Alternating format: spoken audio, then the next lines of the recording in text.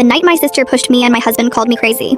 You ever feel like you're living in a thriller movie, but you're the only one who knows the plot? I used to think blood was thicker than water, but it turns out blood is just easier to spill. My name is Maya, I'm 32 years old, and up until 6 months ago, I thought I had the American dream dialed in. I had the career, the handsome husband named David, and the absolute crown jewel, a restored Victorian house in the suburbs of Connecticut that I'd spent 3 years, and every cent of my savings, bringing back to life. But here's the thing about dreams. They're real easy to turn into nightmares. When you let the wrong person through the front door. That person was my younger sister, Chloe. Chloe is 27, and in my mother's eyes, she is a literal saint who just happens to have terrible luck. To the rest of the world, she's a professional victim. 6 months ago, Chloe showed up on my doorstep with 2 suitcases and a face full of tears, claiming her boyfriend had kicked her out and she had nowhere to go. My gut told me to say no. My gut was screaming. But David, my wonderful husband, gave me that look. He said, Maya, she's family. We have 4 bedrooms. It's only for a few weeks. Those few weeks turned into a slow-motion invasion. It started small. I'd come home from my firm, and Chloe would be wearing one of my favorite silk robes.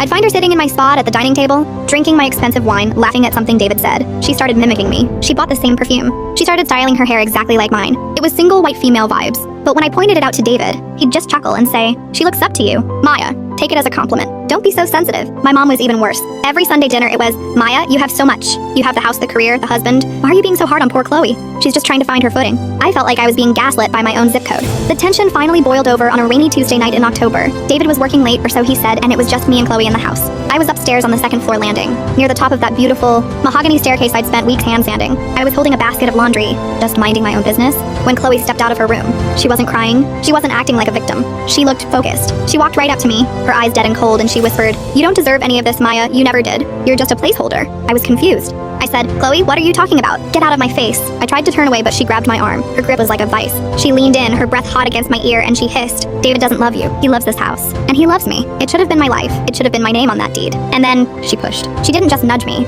She threw her entire weight into it. I felt my feet leave the floor. I remember the sensation of falling backward into empty space. The sheer paralyzing terror of seeing the ceiling disappear. I hit the first few steps with my shoulder, then my head, then everything went into a blur of pain and wood splinters. I tumbled all the way to the marble foyer at the bottom. I remember lying there gasping for air, the world spinning in nauseating circles. I looked up through the railing, and there she was. Chloe was standing at the top looking down at me, and she started screaming. But she wasn't screaming for help. She was screaming, it should have been mine! It should have been mine. Then I heard the front door open. It was David. He ran over to me, his face pale, but before I could even get a word out, Chloe was flying down the stairs sobbing hysterically. She threw herself into his arms and cried, oh my God, David. She just lost her balance. I tried to catch her, I tried so hard, but she just fell. I tried to speak. I tried to tell him she pushed me, but my lungs were crushed and my head was pounding. All I could manage was a wheeze. David looked at me, then looked at Chloe, and then he did the one thing that broke my heart more than the fall ever could. He stroked Chloe's hair and said, it's okay, honey. I've got you. I knew she was getting dizzy lately. She's been so stressed. He didn't even look at me with concern. He looked at me with annoyance. Like my broken body was an inconvenience to his evening. I spent 3 days in the hospital. Concussion, a broken collarbone, and bruises that turned my entire left side a deep, ugly purple. My mom came to visit me once. She sat by the bed, peeled an orange, and said, Maya, thank God you're okay. But really accusing Chloe of pushing you? That's the head injury talking. David saw the whole thing. He said you just slipped. You need to apologize to your sister for the things you said when you were confused. I realized then, I was alone. My husband was a liar, my sister was a psychopath, and my mother was their biggest enabler. But they forgot one thing. I'm a corporate litigator. I don't get mad. I get evidence. The day I got home, I played the part. I acted confused. I apologized to Chloe. I let David take care of me. But while they were downstairs in the kitchen, whispering and giggling like newlyweds, I was looking at my phone. See, 3 weeks before the fall, I'd grown suspicious of some jewelry going missing. I'd installed a high-definition nanny cam hidden inside a dummy smoke detector, right at the top of the stairs. It was motion-activated, cloud-synced, and had night vision. I opened the app, and there it was. In crystal clear 40K resolution, I watched Chloe wait for me. I watched her grab my arm. I heard her say, it should have been my life. And I watched her shove me with enough force to kill a person. But that wasn't the best part. I kept watching the footage from after the fall. 10 minutes after the ambulance took me away, the camera caught David and Chloe in the hallway. They weren't upset.